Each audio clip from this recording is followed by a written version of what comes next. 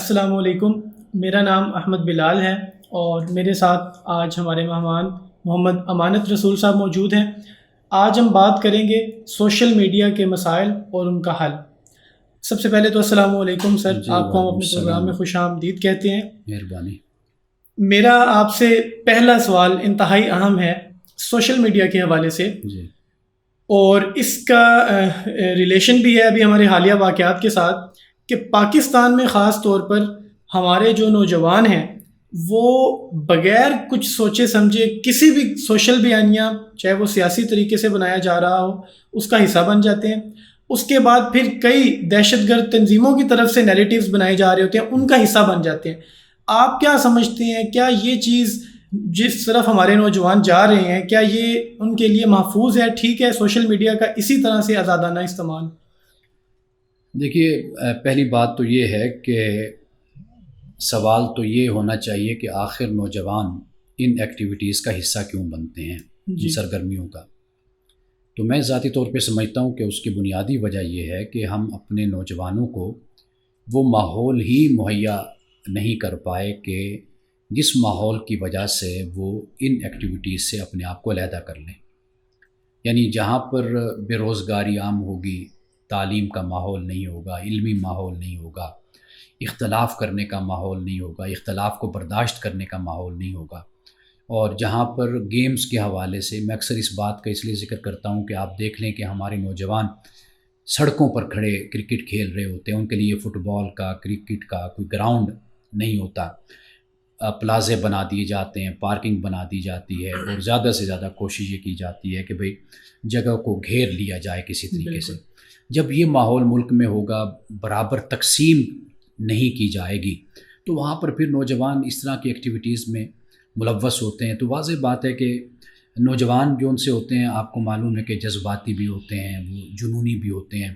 ان کو آپ کوئی بیانیہ دے دیں، کوئی نیریٹو دے دیں، تو وہ اس کو لے کر آگے بڑھتے ہیں۔ جو سوچنے کا کام ہوتا ہے، جو عقل کا کام ہوتا ہے، واضح بات ہے کہ جذبات آگے ہوتے ہیں اور عقل و فکر پیچھے ہوتی ہیں۔ تو نوجوان کو ہم جیسے جو لوگ ہیں ان کی ذمہ داری پھر ہوتی ہے، جو عمر رسیدہ بھی ہیں، بڑے بھی ہیں، اور تھوڑا بہت علم بھی رکھتے ہیں، تجربہ بھی رکھتے ہیں، تو پھر ان کی ذمہ داری ہوتی ہے کہ وہ نوجوانوں کی رہنمائی کریں۔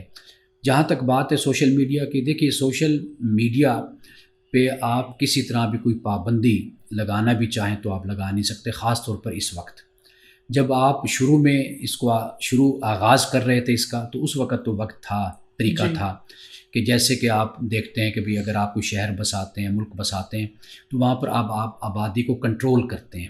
ایک طریقہ یہ ہوتا ہے کہ آغاز میں ہی ایک پلاننگ کی جاتی ہے، اور جب بالکل ایک جسے کہہ لیں کہ ایک مجمع کی صورت بن جائے اور موب کی صورت بن جائے، تو وہاں پر پھر پلاننگ کرتے ہوئے بڑا وقت چاہیے ہوتا ہے اور بڑی ذہانت اور بڑی محنت چاہیے ہوتی ہے۔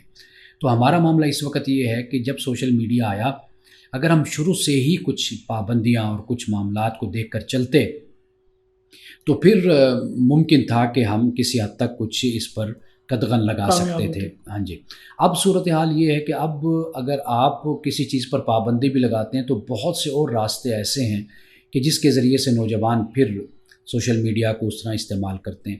تو میرا ذاتی خیال یہ ہے کہ نوجوانوں کے لیے روزگار پیدا کیے جائیں، نوجوانوں کے لیے آگے بڑھنے کے مواقع پیدا کیے جائیں، نوجوانوں کے لیے تعلیم اور صحت جو ہے یہ اس کے معیار کو بہتر کیا جائے، نوجوانوں کے لیے گراؤنڈز بنائے جائیں، انڈور آؤٹ ڈور گیمز یہ پیدا کیے جائیں نوجوانوں کے لیے، تاکہ نوجوان پھر تعمیری مصروفیات میں اپنے آپ کو لگائیں۔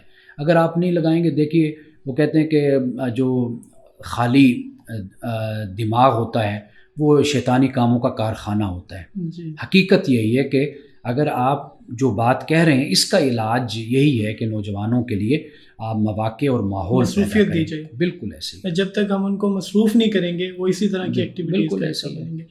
اس میں ایک پہلو یہ بھی بڑا اہم ہے کہ آپ یوں کہہ لیجیے کہ وہ کسی نہ کسی کا ایندھن بنتے رہیں گے۔ کوئی سیاسی جماعت ہے، کوئی مذہبی جماعت ہے، تو اس کا کیونکہ ان کے پاس جذبات بھی ہیں، طاقت اور قوت بھی ہے، وہ لڑ بھی سکتے ہیں۔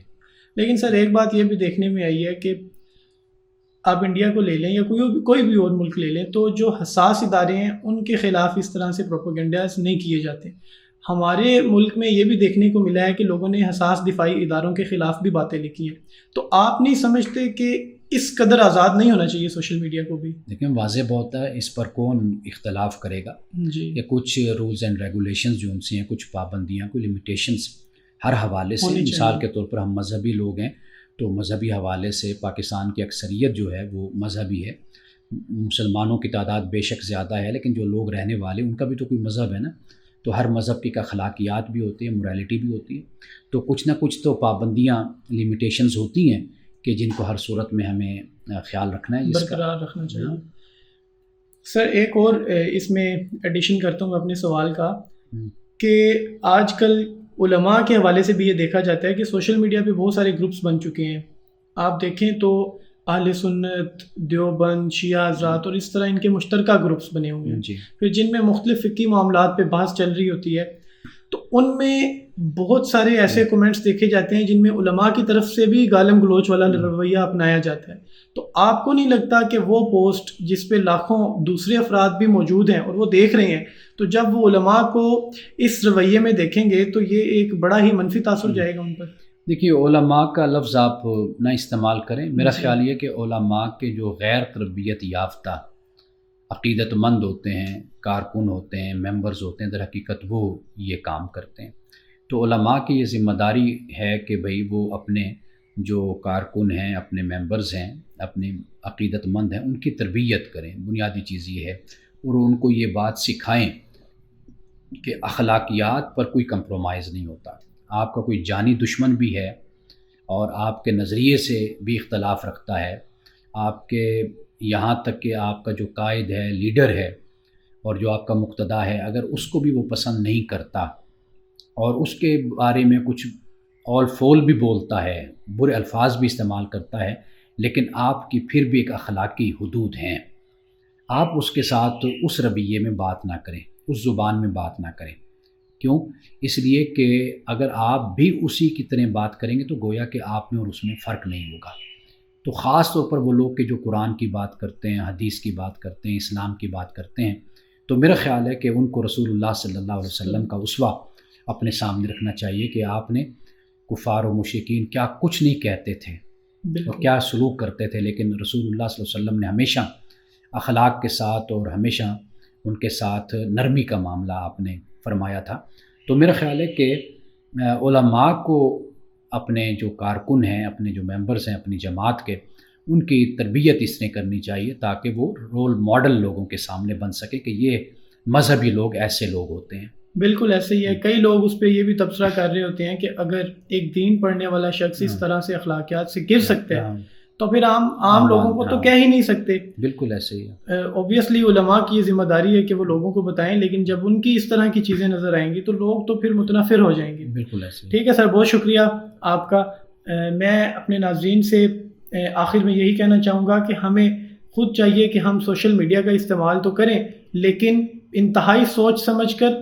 جتنا یہ آزاد ہے اس کو آزاد اتنا ہی سمجھیں، لیکن اخلاقیات سے گری ہوئی چیزیں کرنا یہ ہمیں زیب نہیں دیتا.